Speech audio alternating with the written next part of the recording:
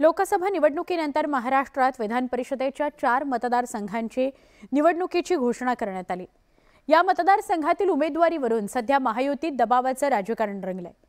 शिंदेंची शिवसेना 4ही जागांवर लढण्यावर ठाम आहे, पण यातच मनसेने त्यांचा उमेदवारही घोषित करून टाकला। त्यामुळे विधान परिषद निवडणुकीवरून महायुतीत संघर्ष होताना दिसतोय।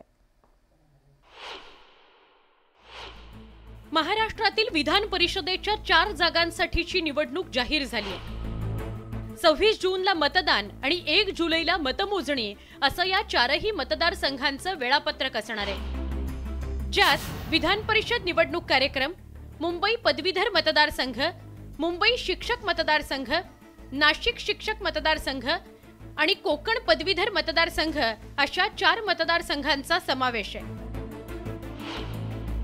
या 4ही मतदारसंघात उमेदवार देण्यावरून सध्या महायुतीमध्येच संघर्ष सुरू असल्याचं दिसतंय। भाजप, शिवसेना, राष्ट्रवादी काँग्रेस यांच्या सोबत आता मनसेनेही या निवडणुकीत उडी घेत चौरंगी लढतीचे संकेत दिलेत। त्यामुळे सध्या महायुतीतच रस्सीखेच रंगल्याचं दिसतंय। या ठिकाणी आपली दोन्हीपैकी किंवा तिघांच्यापैकी कोणाची सीट नाहीये, त्याच्या संदर्भात क्लेम होऊ शकतात, पण ज्याची सीट आहे ती त्याला मिळणार।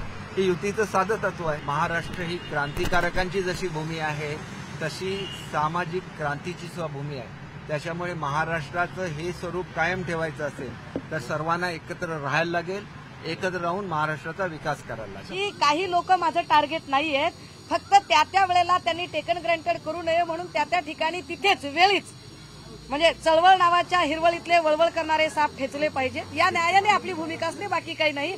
बाकी त्यांनी कुणासोबत जावं न जावं याच्यावरती मला म्हणजे काही आक्षेप असण्याचं कारणच नाही। ते असले तरी आणि नसले तरी शिवसेना उद्धव बाळासाहेब ठाकरे हा ब्रँड आहे। या 4ही मतदारसंघांमध्ये सध्या इच्छुकांची गर्दी आहे। विधान परिषद पक्षीय बलाबल, मुंबई पदवीधर मतदारसंघ, शिवसेना ठाकरे गटाचे विलास पोतनीस हे मुंबई पदवीधरचे आमदार होते। यावेळी ठाकरेंच्या शिवसेनेनं अनिल परब यांना उमेदवारी जाहीर केली आहे। महायुतीकडून कोण हे निश्चित झालं नसलं तरी शिवसेनेकडून डॉक्टर दीपक सावंतांच्या नावाची चर्चा आहे। त्याचवेळी भाजपही या जागेसाठी उमेदवार देण्याकरता आग्रही असल्याचं बोललं जात आहे। मुंबई शिक्षक मतदारसंघ, मुंबई शिक्षक मतदारसंघात शिक्षक भारतीचे कपिल पाटील हे आमदार होते। यावेळी कपिल पाटील यांनी निवडणूक न लढता सुभाष मोरेंना शिक्षक भारतीकडून उमेदवारी दिली आहे। शिवसेना उद्धव बाळासाहेब ठाकरे पक्षानं ज.मो. अभ्यंकर यांची उमेदवारी जाहीर केली आहे। महायुतीकडून इथे उमेदवारीची चाचपणी सुरू असून महायुतीची सुकाणू समिती याचा निर्णय घेईल। नाशिक शिक्षक मतदारसंघ, नाशिक शिक्षक मतदारसंघात शिवसेनेचे किशोर दराडे हे आमदार आहेत।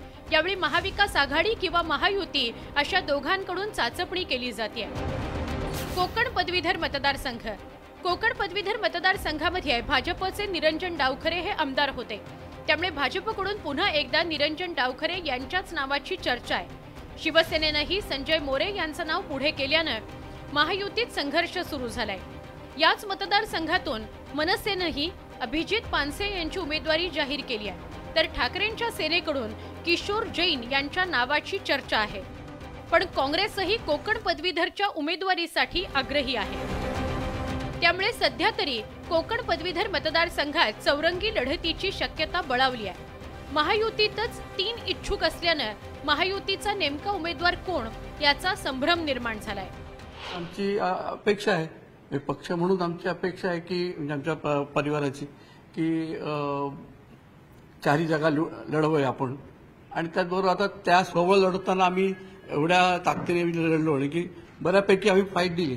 तर आता युतीची ताकद असल्यामुळे, महायुतीची ताकद असल्यामुळे नक्कीच आमच्या 4 जागा निवडू शकतात। आता ते हिंदुत्वाच्या विचाराने आम्ही पदवीधर सोडायची, मग आमदारकी सोडायची, मग महापालिका, असं आमचा पक्ष चालणार आहे का? आमचेही कार्यकर्ते मेहनत करतायत ना, तो प्रत्येकाला ती संधी होती। तो जो विषय होता तो हिंदुत्व नाही, तो विषय देशाचा होता आणि तिथे घेतलेला निर्णय योग्य होता।